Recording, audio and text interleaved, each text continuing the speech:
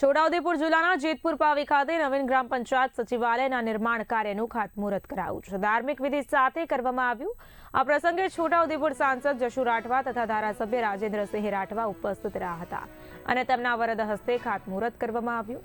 આ નવીન સચિવાલયનું નિર્માણ અંદાજે 35 લાખ રૂપિયાના ખર્ચે થવાનું છે। ગ્રામજનોને વિવિધ વહીવટી કામગીરી માટે સુવિધાઓ એક જ છત નીચે ઉપલબ્ધ થાય તે હેતુથી આ સચિવાલયનું નિર્માણ કરવામાં આવી રહ્યું છે।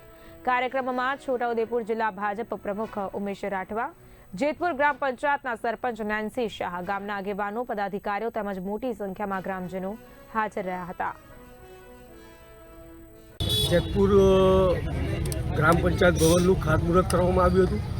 એમાં ભારતીય જનતા પાર્ટીના અને આ વિસ્તારના સંસદ સભ્ય જશુભાઈ રાઠવા સાહેબ, રાજુભાઈ ધારાસભ્યશ્રી, જિલ્લા ભાજપના પ્રમુખ ઉમેશભાઈ, એ સિવાયના વગેરે મહાનુભાવો ઉપસ્થિત થયા હતા અને લગભગ 35 લાખ રૂપિયાના ખર્ચે જિલ્લા પંચાયત છોટાઉદેપુરના સ્વભંડોળમાંથી આ ગ્રામ સચિવાલયનું નિર્માણ થવાનું છે અને એ સિવાય પણ બાકી જે ખૂટતી રકમ છે ગ્રામ પંચાયતના અનુદાનમાંથી મળીને અહીંયા જેતપુર પાવીની જનતા માટે, જેતપુર પાવી તાલુકાની જનતા માટે ભવ્ય ગ્રામ પંચાયત સચિવાલયનું અહીં નિર્માણ થવાનું છે અને આજે એનું ખાતમુહૂર્ત